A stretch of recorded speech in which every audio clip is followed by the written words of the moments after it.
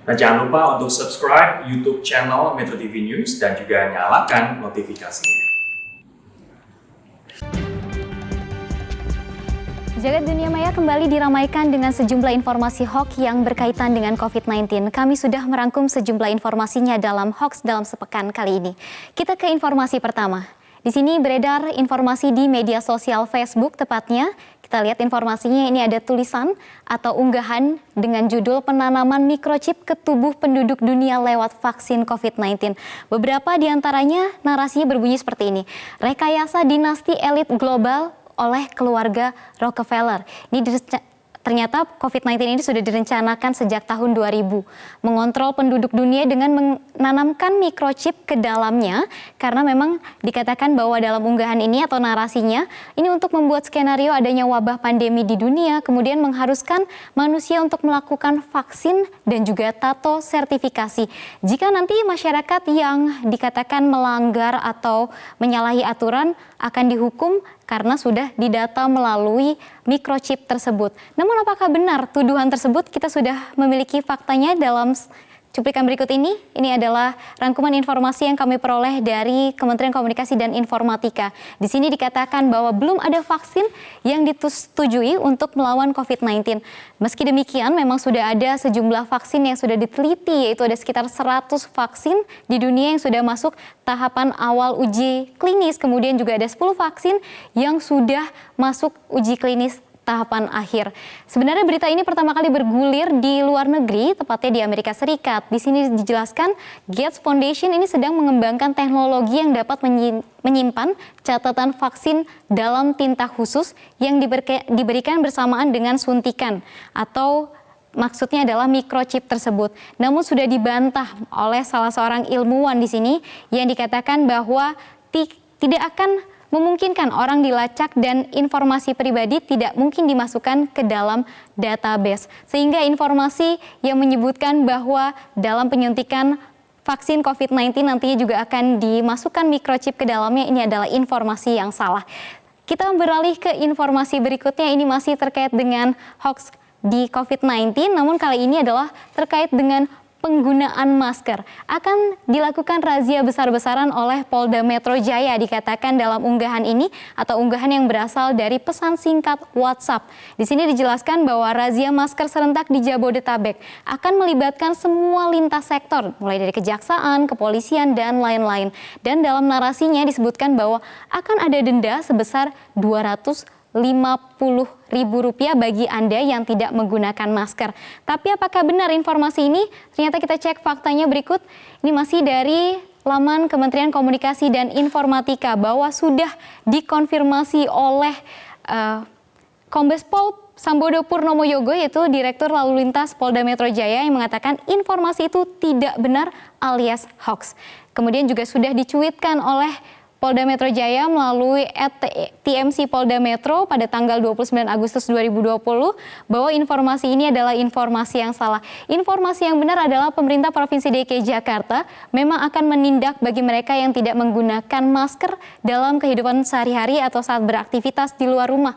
Bagi mereka yang kedapatan tidak menggunakan masker akan didenda Rp250.000, kemudian juga akan dipaksa atau diminta untuk membersihkan halaman atau jalanan. Kemudian yang terakhir yang cukup kontroversial adalah yang terbaru ini, mereka yang tidak menggunakan masker akan diminta untuk masuk ke dalam peti jenazah selama 1 hingga 3 menit. Ini untuk mengajak mereka agar segera atau sadar bahwa penggunaan masker sangat penting terutama saat pandemi COVID-19. Kita beralih ke informasi berikutnya. Kali ini informasi masih terkait dengan COVID-19, namun kini menimpa sebuah informasinya adalah terkait dengan rumah sakit. Di sini dituliskan bahwa IGD RS Fatmawati tak terima pasien karena banyak petugas terpapar COVID-19.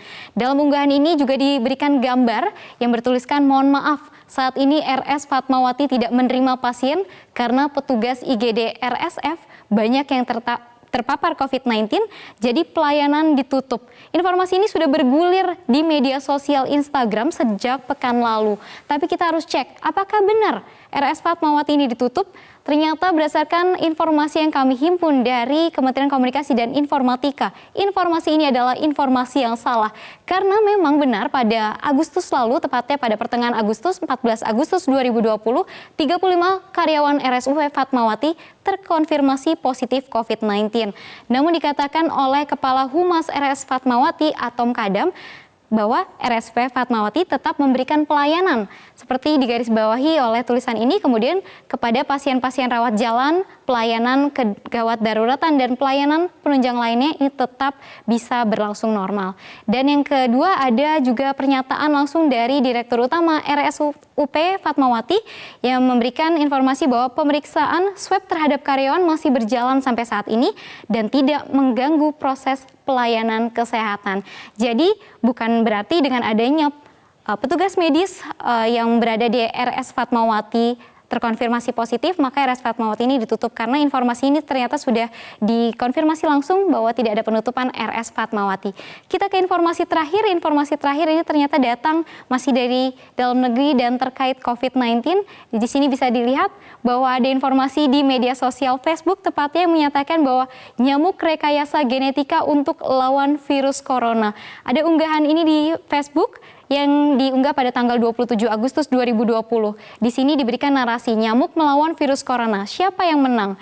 Namun bisa dilihat juga dari gambar poster di samping ini bahwa Amerika Serikat izinkan pelepasan 750 juta nyamuk hasil rekayasa genetika untuk perangi virus. Benarkah nyamuk bisa memerangi virus COVID-19? Kita simak atau kita cek faktanya bersama.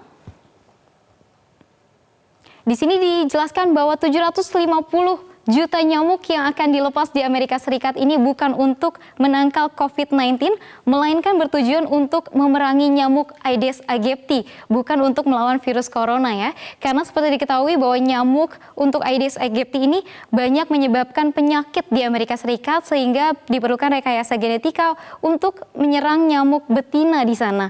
Dan di sini juga dijelaskan bahwa nyamuk tidak terbukti dapat sebarkan virus corona. Karena virus corona seperti yang kita ketahui menyebar dari kontak antara orang dengan orang lain. Umumnya menyebar melalui droplet dengan batuk atau bersin dari penderita yang terinfeksi. Sehingga informasi ini adalah informasi yang salah atau masuk kategori disinformasi. Dan berikut ini adalah sudah 4 informasi yang sudah kami rangkum selama 1 pekan lamanya dan semoga informasi ini bermanfaat untuk Anda. Sumi, silakan. Baik, terima kasih Livia sudah mencek faktanya untuk kita. Sepekan ini isu-isu yang beredar, cek dulu sebelum Anda percaya.